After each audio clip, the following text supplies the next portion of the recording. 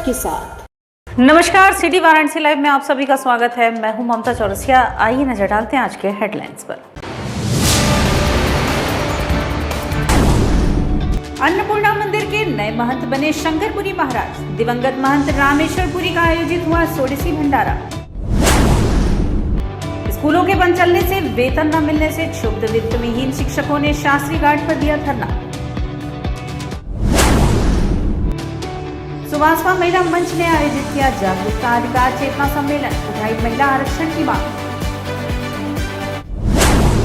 काशी पहुंचे deputy CM Keshav Prasad Maurya, कहा 2022 में भी चुनाव बाद दिखेगी भाजपा ही भाजपा। और अब खबरें विस्तार से।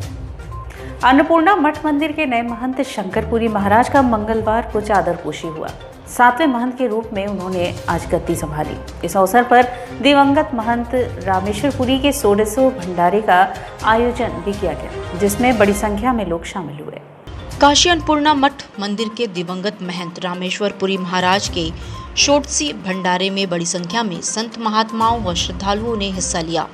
मंगलवार की सुबह श्रद्धांजलि सभा के बाद शंकरपुरी महाराज को नया महंत नियुक्त किया गया। श्री पंचायती महानिर्वाणी अखाड़ा के संत महात्माओं ने नवनियुक्त महंत को चादर उड़ाकर जिम्मेदारी सौंपी। वहीं दिवंगत महंत रामेश्वरपुरी के भंडारे में बड़ी संख्या में पहुंचे संत महात्माओं के साथ श्रद्धालुओं ने महाप्रसाद ग्रहण किया। इससे पूर्व सुबह में ही महंती गद्दी संभालने से पहले नए महंत शंकरपुरी ने माता अन्नपूर्णा का विधि विधान से पूजन करके 7वें महंत के रूप में गद्दी संभाली। परंपरा के अनुसार श्री पंचायती महानिर्वाणी अखाड़े के सचिव महंत रविंद्रपुरी अखाड़ा हरिद्वार से महंत कैलाश भारती, ओंकारेश्वर के महंत दयालपुरी सहित अनेकों स्थानों के श्री महंत ने सर्वसम्मति से शंकरपुरी महाराज के नाम की घोषणा की। तिलक करते ही महंती की चादर उड़ाई गई और गद्दी पर उनको विराजमान कराया गया। इस दौरान संत विहारीपुरी के महंत जयकिशनपुरी, स्वामी कृष्णानंद, श्री महंत सुभाषपुरी, श्री काशी विद्वत परिषद के अनेकानेक विशिष्ट विद्वानों की उपस्थिति रही। श्री काशी विश्वनाथ मंदिर के महंत और सप्तऋषि आरती के प्रधान अर्चक शशिभूषण त्रिपाठी उर्फ गुड्डू महाराज ने भी माल्यार्पण कर नवागत महंत को शुभकामनाएं दी और दिवंगत महंत को श्रद्धांजलि अर्पित की। महंत रामेश्वरपुरी जी के ब्रह्मलोक जाने के बाद वह जो रिक्त पद है उस पर आज जो है अलंकरण समारोह हुआ है। और हमारे शंकरपुरी जी जो वर्षों से माँ भगवती की उपासना में संलग्न हैं और न केवल इस मंदिर के लिए ही कार्य करते हैं, अपितु सामाजिक कार्यों में भी बढ़ चढ़ करके वो हिस्सा लेते हैं। तो आज उनका यह महंत पद पर आरूढ़ हुए हैं और उनके अभिनंदनार्थ हम सब यहाँ पर एकत्रित हुए हैं और आशा है कि पूज्य रामेश्वरपुरी जी की कार्य योजना जो है उसको और तेज गति से महंत शंकरपुरी जी इसको आगे ले जाएंगे और संपूर्ण समाज को एक नई दिशा देने में वह कामयाब होंगे। पूज्य आदरणीय प्रातस्मरणीय ब्रह्मलीन महंत रामेश्वरपुरी जी जब चिरकाल के लिए निद्रा में सो गए, तो उसके बाद उनकी गद्दी को संभालने के लिए आज बड़े उल्लास के साथ पूरे भारतवर्ष से साधु संतों को बुला करके, विद्वानों को बुला करके, शासन प्रशासन से लोगों को साक्षी मानते हुए मां अन्नपूर्णा के दरबार में पूज्य शंकरपुरी महाराज जी ने माता अन्नपूर्णा का अभिषेक किया। और अभिषेक करने के बाद उनका स्वयं आज राज्याभिषेक हम कहेंगे, क्योंकि उनको आज ये गद्दी मिल रही है।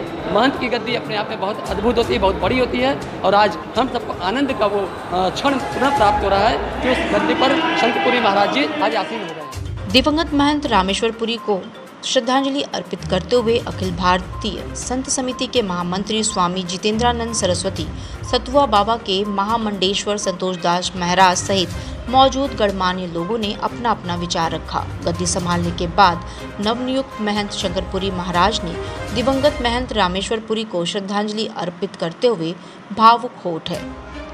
उन्होंने इस अवसर पर कहा कि उनके अधूरे कार्यों को वो पूरा करेंगे। संस्कृति संस्कारों के सहित परंपरागत शास्त्रों के संरक्षण तथा सामाजिक गतिविधियों को निरंतर आगे बढ़ाने की भी बात कही। साथ ही ये भी कहा कि सभी संतों विद्वानों का आशीर्वाद और मार्गदर्शन में मंदिर और ट्रस्ट जनहित के कार्य को करता रहेगा। अन्नपूर्णा मठ मंदिर का आज हमको शंकरपुरी जी को महंत बनाया गया है महानिर्वाणी अखाड़े की तरफ से, और अन्य अखाड़े के प्रतिनिधि आए पूरे भारत से और कई देशों की शुभकामनाएं आई। जो यहाँ के भगत जगत हैं या अन्नपूर्णा मंदिर से संबंधित अन्य शाखा से आए हैं। उन लोगों ने सब लोगों ने आशीर्वाद दिया, सब लोगों ने अपनी अपनी इच्छा जाहिर की कि मैं महंत बनूं और आगे समाज के लिए कार्य करूं। समाज के लिए जो भी हो सकेगा मेरा, मैं हर तरीके से समाज के लिए समर्पित हूं और अन्नपूर्णा मंदिर के माध्यम से हमको बनारस का भी सहयोग मिले, बनारस की जनता का भी सहयोग मिले और हमारी जो संस्थाएं चल रही हैं, इस समय 19 संस्थाएं चल रही हैं, जो अधूरे कार्य हैं उनको पूर्ण रूप से उनको विकास किया जाएगा। महंत रामेश्वर पुरी जी की जो योजनाएं अधूरी हैं उनको और विराट रूप दिया जाएगा और समाज के लिए कार्य किया जाएगा। जितना हो सकेगा मेरा जीवन समाज के लिए समर्पित है। प्रधानमंत्री जी द्वारा आपको संदेश भेजा गया है, उस पर आप क्या कहना चाहेंगे? प्रधानमंत्री जी ने फ़ोन से भी हमसे 2 बार बात की है इस महीने में। दूसरी बात, उन्होंने जो संदेश दिया है, काशी के तो वो सांसद हैं और उनका भारतीय संस्कृति से बहुत ज़्यादा लगाव है, इसलिए हमारा आशीर्वाद है और काशी का जनता का उनके लिए हर तरीके का सहयोग और आशीर्वाद है कि वो ऐसे ही प्रधानमंत्री बने रहें और आगे हिंदू धर्म के लिए कार्य करते रहें, जो देश विदेश में उनकी। अपने 1 दिवसीय दौरे पर पहुंचे डिप्टी सीएम केशव प्रसाद मौर्य स्वर्गीय महंत रामेश्वर पुरी के 100वें भोज में सम्मिलित होने के पहले सर्किट हाउस पहुंचे, जहां उन्होंने विपक्षी पार्टियों पर तंज कसा। प्रदेश सरकार में उप मुख्यमंत्री केशव प्रसाद मौर्य ने बताया कि विपक्षी कोई भी साजिश कर ले, किसान सिर्फ बीजेपी के साथ ही है। 1 दिवसीय वाराणसी दौरे पर पहुंचे डिप्टी सीएम केशव प्रसाद मौर्य बीते दिनों अन्नपूर्णा मंदिर के महंत रामेश्वर पुरी के ब्रह्मलीन होने के बाद 100 भोज में शामिल होने और श्रद्धांजलि सभा में शिरकत करने से पहले सर्किट हाउस पहुंचे। सर्किट हाउस में पहुंचने के बाद उप मुख्यमंत्री को गार्ड ऑफ ऑनर लेने के बाद उप मुख्यमंत्री ने मीडिया से बात करते हुए बताया कि आगामी चुनाव को देखते हुए विपक्षी पार्टियां बरसाती मेढक की तरह बाहर निकलते हैं और राजनीति करना शुरू करते हैं। प्रदेश में किसानों और ब्राह्मणों को लेकर हो रही राजनीति को लेकर बताया, ब्राह्मण और किसान बीजेपी के साथ ही हैं। विपक्षी पार्टियों के नेताओं को मंदिर जाने वाले बयान को लेकर बताया कि विपक्षी पार्टियां चुनाव को देखते हुए काशी में आकर मंदिरों में दर्शन करते हुए और हर हर महादेव के नारे भी लगाते हुए दिखाई देंगे। उप मुख्यमंत्री ने कहा कि आगामी विधानसभा चुनाव को लेकर पार्टी पूरी तरह से तैयार है और बीजेपी प्रदेश भर में 325 से ज्यादा सीटें जीतेगी। भाजपा ही भाजपा दिखे और भाजपा ही भाजपा दिख रही है, भाजपा ही भाजपा दिखे और 2022 के चुनाव परिणाम जब आएंगे भाजपा ही भाजपा दिखेगी। जैसे इस समय ये सपा बसपा कांग्रेस सहित विरोधी दल गायब हैं, वैसे चुनाव के परिणाम जब आएंगे तभी ये गायब रहेंगे। टिकैत कह रहे हैं कि लखनऊ को घेरने की एक बार फिर से। टिकैत जी के साथ कोई किसान नहीं है, वो एक बहुत साजिश के अंतर्गत एक राजनीति दलों का शिकार बन गए हैं और किसान हमारे साथ है, हमारी पार्टी के साथ है और किसान के साथ हमारी पार्टी, हमारी सरकार हर समय जैसे पहले खड़ी थी वैसे खड़ी है। बाकी किसानों के नाम पे राजनीति कर रहे हैं, उनको कोई समर्थन नहीं। भारतीय जनता पार्टी सबका साथ, सबका विकास, सबका विश्वास, सबको सम्मान, सबको स्थान देने का काम करती है। जो कहा जाए बरसाती मेढक की तरह टर्र टर्र बोलने का काम करते हैं, उनको सब लोग बहुत अच्छी तरीके से समझ चुके हैं और उनका मैं ये मानता हूँ कि कोई विश्वास लोगों के बीच में नहीं रहा है और ना तो वो ब्राह्मणों की तैसी हैं, ना वो अन्य समाज के हितैषी हैं।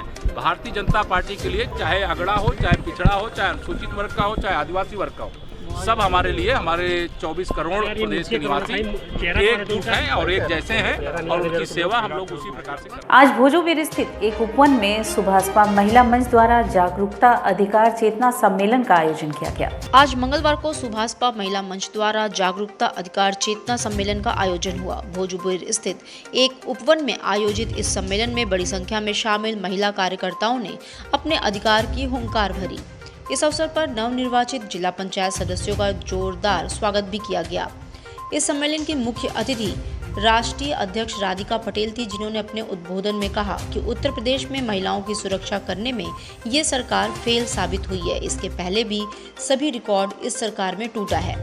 33% महिला आरक्षण की मांग को लेकर भाजपा 2014 के पहले सड़क पर नंगा नाच कर रही थी। आज 7 साल से भाजपा की सरकार है। महिला मंत्रियों को लोडर बनाकर रखी है। 33% आरक्षण का मुद्दा ठंडे बस्ते में आज तक लोकसभा में लंबित पड़ा है।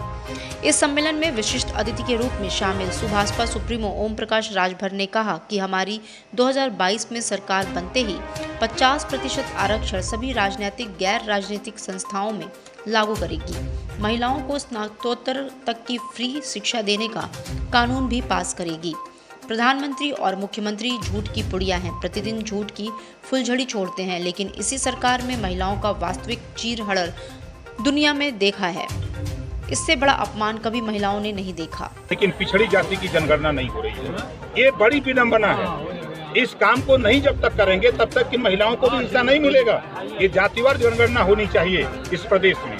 और जो आरक्षण बाबा साहब डॉक्टर अम्बेडकर ने दिया है, आज ये महिलाएं, ये भी इनको 50% रिजर्वेशन रहता, जो नीट की परीक्षा 12 तारीख को होने जा रही 12 सितंबर को, तो इसमें से महिलाएं भी 27% रिजर्वेशन से 22.5% रिजर्वेशन से ये भी महिलाएं, इनकी बेटियां पढ़ लिख करके ये भी डॉक्टर बनती। लेकिन मोदी जी ने आरक्षण खत्म कर दिया।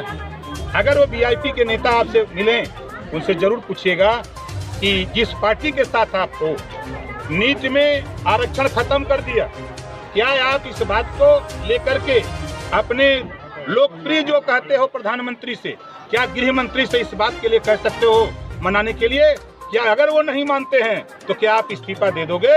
है हिम्मत तेरे पास?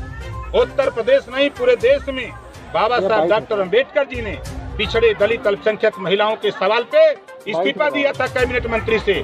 दूसरे नंबर पर इनके अधिकार को जब बीजेपी ने नहीं दिया, तो इस्तीफा दिया है ओम प्रकाश भाजपा। सम्मेलन की अध्यक्षता जिलाध्यक्ष सोना राजभर ने किया, संचालन हंसा राजभर ने किया। सम्मेलन में मुख्य रूप से विधायक कैलाश नाथ सोनकर, प्रदेश उपाध्यक्ष शशि प्रताप सिंह, श्रीमती वंदना सिंह, मनीषा सिंह, जिला पंचायत सदस्य बबीता सोनकर, वंदना भारती, राजकुमारी राजभर, मुन्नी राजभर आदि लोग उपस्थित थे।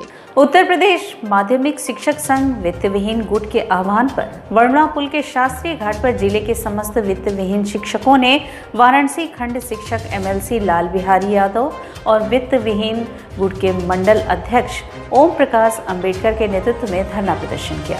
उत्तर प्रदेश माध्यमिक शिक्षक संघ वित्त विहीन गुट के आह्वान पर वरुणा पुल के शास्त्री घाट पर जिले के समस्त वित्त विहीन शिक्षकों ने वाराणसी खंड शिक्षक MLC लाल बिहारी यादव और वित्त विहीन गुट के मंडल उपाध्यक्ष ओम प्रकाश अंबेडकर के नेतृत्व में धरना प्रदर्शन किया और मानदेय को लेकर सरकार से मांग की। इस धरने को संबोधित करते हुए संघ के प्रदेश अध्यक्ष और वाराणसी खंड शिक्षक MLC लाल बिहारी यादव ने कहा कि माध्यमिक शिक्षा में 80% भागीदारी देने वाले 3,50,000 शिक्षक एवं शिक्षणोत्तर कर्मचारी रोजी पाकर रोटी के लिए मोहताज है। उनकी स्थिति मनरेगा कर्मियों से भी बदतर हो गई है।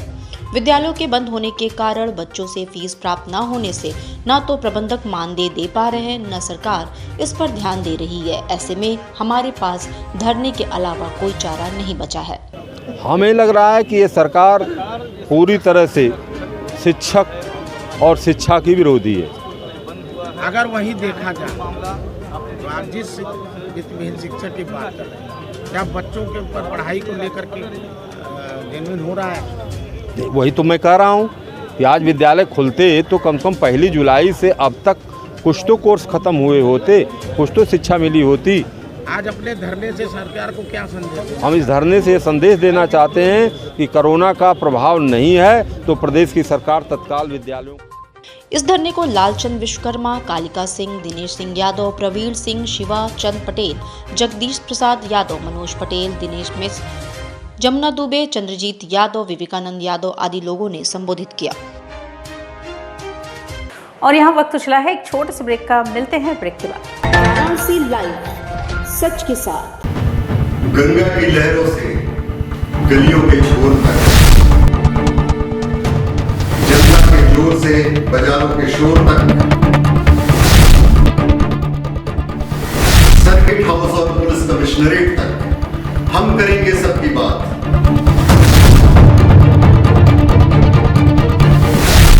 देखिए मेरे साथ बनारस की बात। कोरोना वायरस ने देश में एक बार फिर से रफ्तार पकड़ ली है। ऐसे में जरूरी है कि सभी लोग पूरी एहतियात बरतें। घर से बाहर निकलते समय मास्क का सदैव प्रयोग करें। समय समय पर हाथों को सैनिटाइजर से सैनिटाइज करें। ज्यादा भीड़ भाड़ वाली जगहों में जाने से बचें। 2 गज की दूरी का पालन करें। स्वस्थ रहें, सुरक्षित रहें। जनहित में जारी वाराणसी लाइव। वाराणसी लाइव सच के साथ। आदर्श गांव डुमरी के ट्राली चालक प्रधानमंत्री के हाथों से सम्मानित मंगल केवट ने कोतवाली के एक दरोगा पे अपमानित किए जाने का आरोप लगाया। राजघाट पुल को अपने अकेले के दम पर स्वच्छ रखने वाले प्रधानमंत्री आदर्श गांव डोमरी के ट्रॉली चालक और प्रधानमंत्री के हाथों सम्मानित मंगल केवट सोमवार को कोतवाली के एक दरोगा द्वारा अपमानित किए जाने पर आहत होकर मंगलवार को पुलिस कमिश्नर ए सतीश गणेश से मुलाकात की। मंगल केवट ने आरोप लगाया है कि सोमवार की शाम काल भैरव चौकी पर इंचार्ज ने उनके साथ मारपीट और अभद्रता की है। पुलिस कमिश्नर ए सतीश गणेश ने मंगल केवट को जांच के बाद उचित कार्रवाई का आश्वासन दिया है। मंगल केवट ने बताया कि सोमवार की शाम राजा दरवाजे से लोहटिया होते हुए वो लौट रहे थे। उसी समय एक ट्रॉली चालक को दुकानदार का लड़का हथौड़ी से मारकर घायल कर लड़ाई कर रहा था। वहां से उस ट्रॉली चालक को छुड़ाकर मैदागिन चौराहे पर स्थित काल भैरव पुलिस चौकी पर ले गया और चौकी इंचार्ज दिनेश प्रसाद यादव से आप बीती सुनाई तो उन्होंने कहा कि केसरिया पहनकर गुंडई करते हो और अपशब्द बोलना शुरू कर दिए। एक सगड़ी वाले को एक दुकानदार का स्टाफ मार दिए, उसको बहुत ज़्यादा चोट लगी तो इंसानियत के नाते मैंने उसकी मदद करना चाहा और मैदागिन पिकेट पर ले गए कि उसका कुछ दवा दारू कुछ हो जाएगा। तो वहाँ दिनेश प्रसाद यादव जी थे जो चौकी इंचार्ज थे, एसआई थे, उन्होंने हमको हमारी बात ना सुनकर वो हमको गाली गलौज देने लगे और हमारा ये पीछे का बाल पकड़कर घसीटते हुए कोतवाली तक ले गए। हमको 1 घंटा बैठा दिए, हमारा मोबाइल छीन लिए। ये कहाँ का इंसाफ है? इसकी शिकायत किस कहाँ पर आए थे? यहाँ एसएसपी साहब के यहाँ आए थे उनकी शिकायत करने के लिए। नियम से भी जी, मैं माननीय प्रधानमंत्री जी से भी सम्मानित हूँ। क्या मामला था मुझे मालूम नहीं, मैं अभी चला रहा हूँ, लेकिन अगर कोई ऐसी बात। राज्य महिला आयोग विधानमंडल की सदस्यों ने बुधवार को महिला अस्पताल का औचक निरीक्षण किया, जिसमें मरीजों के परिजनों द्वारा अस्पताल में पैसे मांगने का आरोप लगाया गया। राज्य महिला आयोग विधानमंडल की सदस्यों ने मंगलवार को महिला अस्पताल का औचक निरीक्षण किया। इस दौरान कई मरीज के तीमारदारों ने डिलीवरी के बाद 3 से 5 हजार रुपए की सुविधा शुल्क मांगने का आरोप लगाया है। टीम के सदस्यों ने कहा है कि वो इस मामले को विधानसभा में उठाएंगी। आयोग की सदस्यों में मिर्जापुर की विधायक सुष्मिता मौर्य, इटावा की विधायक सरिता भदौरिया, मुंगरा बादशाहपुर की विधायक सुषमा पटेल शामिल रहीं। महिलाओं की जो डिलीवरी पेशेंट थी और उनकी समस्याओं को लेकर हॉस्पिटल का विजिट किया है और विजिट के दौरान जो भी हमने पाया है तो हमारे साथ अधिकारी हैं, हम उसको लिख पढ़ के और विधानसभा में अपने प्रतिवेदन में उसको प्रस्तुत करेंगे। उत्तर प्रदेश राजर्षि टंडन मुक्त विश्वविद्यालय के क्षेत्रीय कार्यालय वाराणसी का मंगलवार को विद्यापीठ के प्रांगण में शुभारंभ हुआ। उत्तर प्रदेश राजर्षि टंडन मुक्त विश्वविद्यालय के क्षेत्रीय कार्यालय वाराणसी का उद्घाटन महात्मा गांधी काशी विद्यापीठ परिसर के बौद्ध भवन में 27 जुलाई को सकुशल संपन्न हुआ। मुख्य अतिथि माननीय कुलपति प्रोफेसर सीमा सिंह, उत्तर प्रदेश राजर्षि टंडन मुक्त विश्वविद्यालय एवं माननीय कुलपति प्रोफेसर आनंद कुमार त्यागी, महात्मा गांधी काशी विद्यापीठ के द्वारा दीप प्रज्वलन एवं शिलापट का अनावरण किया गया। उत्तर प्रदेश राजर्षि टंडन मुक्त विश्वविद्यालय के अध्ययन केंद्र की छात्राओं द्वारा स्वागत गान एवं सरस्वती वंदना का कार्यक्रम संपन्न हुआ, जिसमें विशिष्ट अतिथि डॉक्टर सीमा पांडे, कुल सचिव महात्मा गांधी काशी विद्यापीठ, प्रोफेसर दिवाकर सिंह, प्रोफेसर निरंजन सहाय, डॉक्टर के सिंह उपस्थित रहे। प्रोफेसर आनंद कुमार त्यागी, महात्मा गांधी काशी विद्यापीठ ने बताया कि प्राइवेट शिक्षा बंद होने से जो बच्चे रेगुलर में प्रवेश नहीं ले सकते, वे छात्र विद्यापीठ परिसर में उत्तर प्रदेश राजर्षि टंडन मुक्त विश्वविद्यालय के क्षेत्रीय कार्यालय वाराणसी पर सभी कोर्सों में प्रवेश ले सकते हैं। माननीय कुलपति प्रोफेसर सीमा सिंह ने बताया कि क्षेत्रीय कार्यालय महात्मा गांधी काशी विद्यापीठ के खुलने से विद्यार्थियों एवं अध्ययन केंद्रों को अच्छी सुविधा प्राप्त होगी और उन्होंने बताया कि क्षेत्रीय कार्यालय महात्मा गांधी काशी विद्यापीठ परिसर में होने से 7 जिलों के लगभग 8000 विद्यार्थियों की समस्याओं का समाधान करने में आसानी होगी। कार्यक्रम का संचालन एवं समापन क्षेत्रीय समन्वयक डॉक्टर SK सिंह द्वारा किया गया। डायरेक्ट भी स्टूडेंट एडमिशन लेते हैं, लगभग ऐसे भी विद्यार्थी हैं जो वाराणसी जनपद के हैं जो किसी अध्ययन केंद्र पर न लेना चाहें, वो सीधे क्षेत्रीय कार्यालय पर भी एडमिशन ले सकते हैं। और इस कार्यालय पर जो हमारे 232 अध्ययन केंद्र हैं, वहाँ से संबंधित छात्र और छात्राओं की जो समस्याएं हैं उनका निदान करना हमारा परम दायित्व है। हमारा ये उद्देश्य है कि छात्रों को सीधे विश्वविद्यालय न जाकर उनकी समस्याओं का समाधान वाराणसी क्षेत्रीय कार्यालय पर ही किया जा सके। हुकुलगंज स्थित एनडीआरएफ कॉलोनी के सामने जल जमाव की समस्या लगातार बनी हुई है, जिसको लेकर स्थानीय लोगों के बार बार शिकायत करने के बाद भी समस्या का समाधान नहीं हुआ। पीएम मोदी के संसदीय क्षेत्र वाराणसी में स्मार्ट सिटी के तहत कई परियोजनाओं को मूर्त रूप दिया जा रहा है, तो वहीं दूसरी तरफ वाराणसी के हुकुलगंज इलाके में एनडीआरएफ के सामने कॉलोनी में अब तक सीवर नहीं बना है, जिसकी वजह से बरसात में वहां पानी इकट्ठा हो जाता है।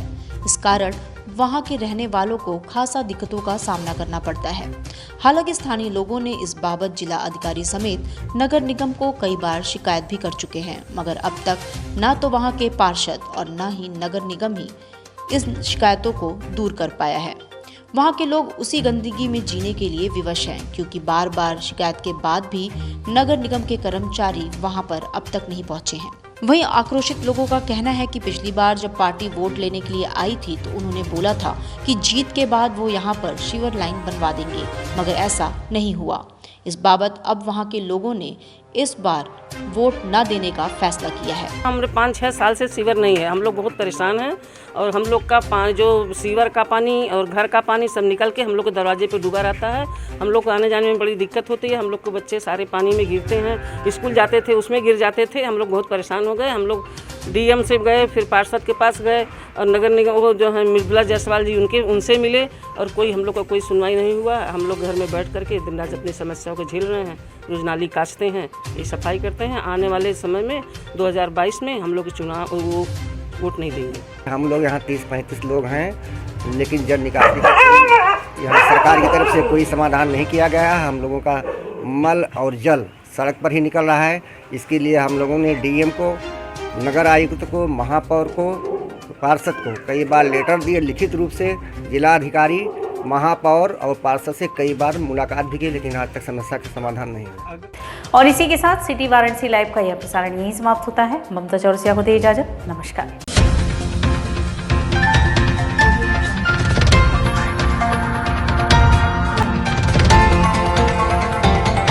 वाराणसी लाइव, सच के साथ।